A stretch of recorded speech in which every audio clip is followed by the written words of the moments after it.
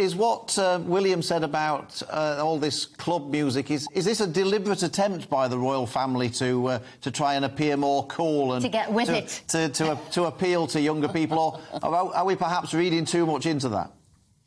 Oh, no, I think it's both, really. Probably it's totally sincere, but equally it's a sort of genuflection to younger generations. I mean, if you look at the music royals admit to liking, I mean, the Desert Island disc-style choices, you're always going to get... You're aiming at a certain audience, and you think that they'll like it, and you think also that perhaps they'll identify slightly more with you and so on. I mean, you want to appeal a bit cool, but we don't want any more dad dancing from him, do we? Thinking that Kate's dancing looked a bit like Theresa May's for a second there, to be perfectly honest. I mean, Richard, how do young people view the royal family, and what do they need to do to sort of secure a new generation of royalists? Yes, this is undoubtedly the problem, because you've got older people, and indeed the middle-aged, totally on side. I mean, it's very much a question of a poll. This raised the point after the very destructive Oprah interview with the Sussexes, that young people, and you've seen this, it's a gradual phenomenon, that there is a certain disillusionment there. What the royals need to do, that's a difficult question. In the long term, Republican support has only been around 20-something%. That hasn't changed a great deal. It isn't that they want a republic.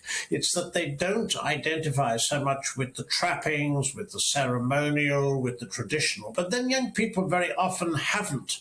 The British monarchy has been lucky because it's risen high in the polls for such a long time. But remember, only just over 20 years ago, I mean, the 1990s, weren't they terrible? I mean, headline after headline, destructive interview after destructive interview, whether it was the Princess of Wales or whether it was Prince Charles. I mean, there were so many disasters, even the Winds of Fire. And I mean, it was almost the whole decade was difficult, ending, of course, or nearly in 97, with the way the public responded when Diana died. But there is this deep commitment and feeling, I think, that a lot of us have for the monarchy. I mean, it's gone on for back over 1,000 years, bar the Civil War, continuously. So I think the institution's safe, but it does change according to the monarch and the different style. I mean, the Queen has been with us 70 years, and truly remarkable.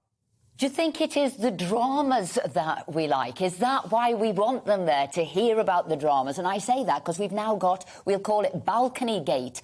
Who's on or who's off the balcony? Will Harry and Meghan be there? One moment they are, one moment they're not. So do we love all this? Is that what's going to keep us transfixed and keeping the royal family there? And then tell us who's going to be on that balcony. Well, yes, absolutely. There is, and I would be wrong to deny, the celebrity aspect of monarchy, the soap opera side of it, the fact it is dramatic. I'm just reading Tina Brown's The Palace Papers. I mean, every page is quite racy and lively. It's really an extraordinary read, because she manages to make extraordinary times very, very readable, and also there's very little that's dull.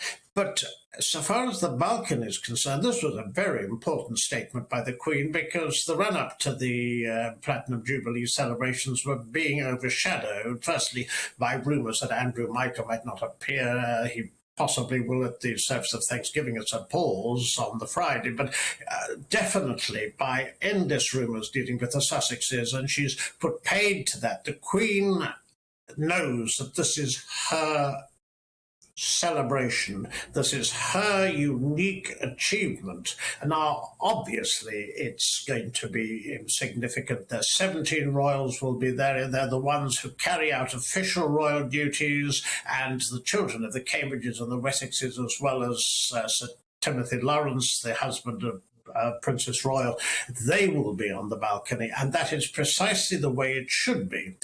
So far as the Sussexes are concerned, it was only a few minutes later, after the palace announced this, that they said they were coming and they were bringing Archie and Lily. The Queen hasn't met Lily, so that is very significant. Where this leads, this is another matter.